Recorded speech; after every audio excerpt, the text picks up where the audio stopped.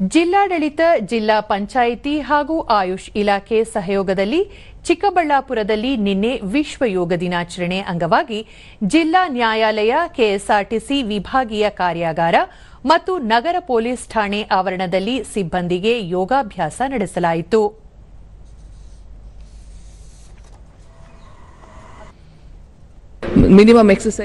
ಬಳಿಕ ದೂರದರ್ಶನದೊಂದಿಗೆ ಜಿಲ್ಲಾ ಪ್ರಧಾನ ಮತ್ತು ಸತ್ರ ನ್ಯಾಯಾಧೀಶರಾದ ಎನ್ಬಿ ಭವಾನಿ ದೈಹಿಕ ಮತ್ತು ಮಾನಸಿಕ ಆರೋಗ್ಯ ವೃದ್ಧಿಗೆ ಯೋಗ ಸಹಕಾರಿ ಎಂದರು.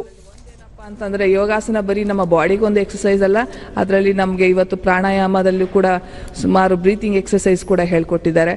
ಅದರಲ್ಲಿ ನಮಗೆ ಸ್ಟ್ರೆಸ್ ಲೆವೆಲ್ ಕೂಡ ಕಮ್ಮಿ ಆಗುತ್ತೆ. ಕೆಎಸ್ಆರ್ಟಿಸಿ ಸಿಬ್ಬಂದಿ ಶಿಲ್ಪ, ಚಾಲಕ ನಿರ್ವಾಹಕರಿಗೆ ಬೆನ್ನು ನೋವು ಸಹಜ, ಈ ನೋವುಗಳ ನಿವಾರಣೆಗೆ ಯೋಗ ಉತ್ತಮ ಮಾರ್ಗ ಎಂದು ತಿಳಿಸಿದರು. ಕೆಲವು ಆಸನಗಳು ಹೇಳ್ಕೊಟ್ರು.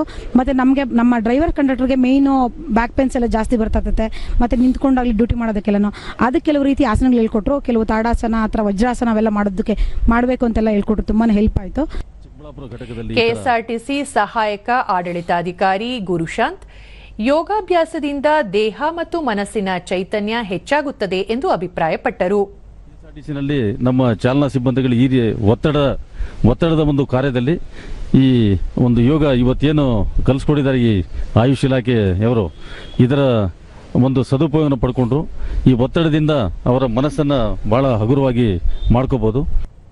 ಕೆಎಸ್ಆರ್ಟಿಸಿ ತಾಂತ್ರಿಕ ಶಾಖೆ ಸಿಬ್ಬಂದಿ ರೇವಯ್ಯ ಹಿರೇಮಠ್ ಸರಳ ಯೋಗಾಭ್ಯಾಸದಿಂದ ಕಡಿಮೆ ಸಮಯದಲ್ಲಿ ಮನೆಯಲ್ಲಿಯೇ ಸಮಸ್ಯೆಗೆ ಪರಿಹಾರ ದೊರಕಲಿದೆ ಎಂದು ತಿಳಿಸಿದರು.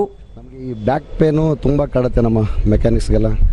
ಹಾಗೆ ಬ್ಯಾಕ್ ಪೇನ್ ಸಂಬಂಧಪಟ್ಟಂತೆ ಹೇಗೆ ನಾವು ಎಕ್ಸಸೈಸ್ ಮಾಡಿ ಆ ನೋವನ್ನು ಹೇಗೆ ನಿವಾರಣೆ ಮಾಡ್ಕೋಬೇಕು ಅನ್ನೋದ್ರ ಬಗ್ಗೆ ನಮ್ಮ ಆಯುಷ್ ಇಲಾಖೆ ತಂಡ ತುಂಬ ಸರಳವಾಗಿ ನಮಗೆ ಹೇಳಿಕೊಟ್ಟಿದ್ದಾರೆ. ಗೊತ್ತಿರಲಿಲ್ಲ. ಪಿಎಸ್ಐ ಅಮರ್ ಯೋಗಾಭ್ಯಾಸದಿಂದ ಪೊಲೀಸರು ಮತ್ತಷ್ಟು ಕ್ರಿಯಾಶೀಲರಾಗಿ ಕೆಲಸ ಮಾಡಲು ಸಹಾಯವಾಗಲಿದೆ ಎಂದರು. ನಮ್ಮದು ಡ್ಯೂಟಿಯಲ್ಲಿ ನಾವು ಬೆಳಗ್ಗೆ ಒಂದು ಅರ್ಧ ಗಂಟೆ ಯೋಗವನ್ನು ಮಾಡಿಕೊಂಡ್ರೆ ತುಂಬ ಇದೇ ಥರ ಬೆಳಗ್ಗೆಯಿಂದ ಸಾಯಂಕಾಲ ಲವಲವಿಕೆಯಿಂದ ಇರ್ತೀವಿ. ಪ್ರತಿಯೊಬ್ಬರೂ ಯೋಗವನ್ನು ತಮ್ಮ ದೈನಂದಿನ ಚಟುವಟಿಕೆಗಳಲ್ಲಿ ಅಳವಡಿಸಿಕೊಂಡ್ರೆ ದೈಹಿಕ ಮತ್ತು ಮಾನಸಿಕವಾಗಿ ತುಂಬ ಸದೃಢರಾಗಿ ಎಲ್ಲ ಲವಲವಿಕೆಯಿಂದ ಇರ್ಬೋದು.